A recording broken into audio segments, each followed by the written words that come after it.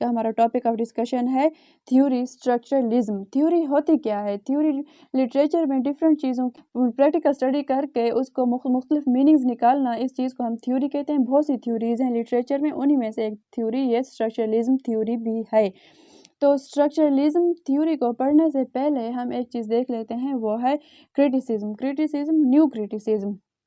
New criticism को हम इसलिए पहले इसमें देख लेते हैं क्योंकि 20th सेंचुरी से पहले का जो टाइम था, क्रिटिसिज्म जो थी वो उसका डिफरेंट कॉन्सेप्ट था। तब कहा जाता था कि अगर आप किसी राइटर को क्रिटिसाइज कर रहे हैं तो आपके लिए ज़रूरी है कि आपको उस राइटर का बैकग्राउंड, उसके टाइम पीरियड में जो कुछ सोशल इकोनॉमिक जो हर किस्म का आपको उसका नॉलेज हो उस टाइम पीरियड का और उस राइटर की राइटिंग्स का।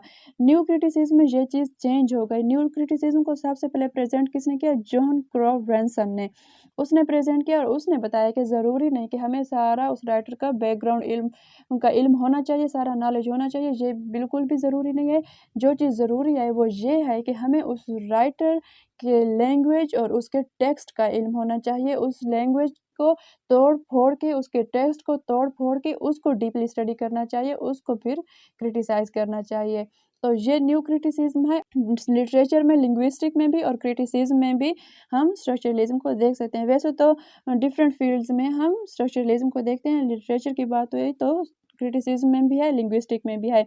तो लिंग्विस्टिक में फर्डिनेंड डी सोशर का जो एक नाम है वो सबसे ऊपर पर है। उसको फादर ऑफ स्ट्रक्चरलिज्म भी कहा जाता है।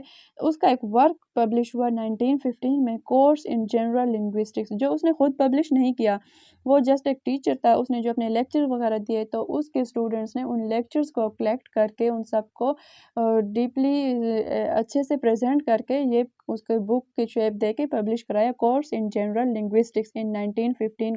तो यहाँ से स्ट्रक्चरलिज्म का स्टार्ट हुआ। स्ट्रक्चरलिज्म क्या है? दो वर्ड से बना हुआ, structural and ism. Structure means the form of something, form और पार्ट और स्ट्रक्चर ऑफ समथिंग। और इज्म जो है वो है बिलीफ और सिस्टम। तो हम कह सकते हैं system of structure, system of forming. तो ये चीज़ हो गई स्ट्रक्चरलिज्म, ये स्ट्रक्चरलिज्म के मीनिंग हो गए। तो फर्डिनेंड डी सोशर है, उसने कुछ चीज़ें प्रेजेंट की हैं इस थ्योरी में, वो है सिग्निफायर और सिग्निफाइड। सिग्निफायर और सिग्निफाइड, यहाँ लैंग्वेज में, लिंग्विस्टिक में हम स्ट्रक्चरलिज्म को, ज़ाहिर सी बात है, लैंग्वेज के स्ट्रक्चर को स्टडी कर रहे हैं, टेक्स्ट के स्ट्रक्चर को स्टडी कर रहे हैं। सिग्निफायर क्या है? Signifier is a word that we use to speak. जैसे कि हम कहते हैं एक वर्ड, हम कहते हैं कैट, हम कहते हैं ट्री, हम कहते हैं हाउस, वो वर्ड सारे हम यूज़ कर रहे हैं। तो हमारे माइंड में एक अलग ही एक, हमारे सामने नहीं है कैट, हमने जस्ट एक वर्ड यूज़ किया, हमारे माइंड में फ़ौरन से एक इमेज बनेगी। हमने ट्री कहा, हमारे माइंड में फ़ौरन एक इमेज बनेगी। हाउस का कहा, हाउस की एक स्ट्रक्चर हमारे माइंड में फ़ौरन से बनेगा। वो हमारे माइंड में जो इमेज बन रही है उसको हम कहेंगे सिग्निफाइड। और जो चीज़ हमने अपने मुंह से बोली है, हमने एक वर्ड यूज़ किया है, हमने कहा है कैट, तो जो कैट का वर्ड है वो है सिग्निफायर वर्ड, और ये उसका जो इमेज है, उसके जो कनेक्शन है, उन चीज़ों को हम सिग्निफायर और सिग्निफाइड कहते हैं। फिर उसने एक और चीज़ दी है, वो है लैंग एंड पेरोल। लैंग क्या है? Langue is a system and parole to put this system into practice. पहले उसने इस चीज़ को कहा कि अगर हम ये जो इमेज बना रहे हैं, अगर हम चेयर का वर्ड यूज़ कर रहे हैं, हमारे माइंड में उसकी इमेज भी बन रही है, तो ये चेयर का वर्ड दिया कैसे गया?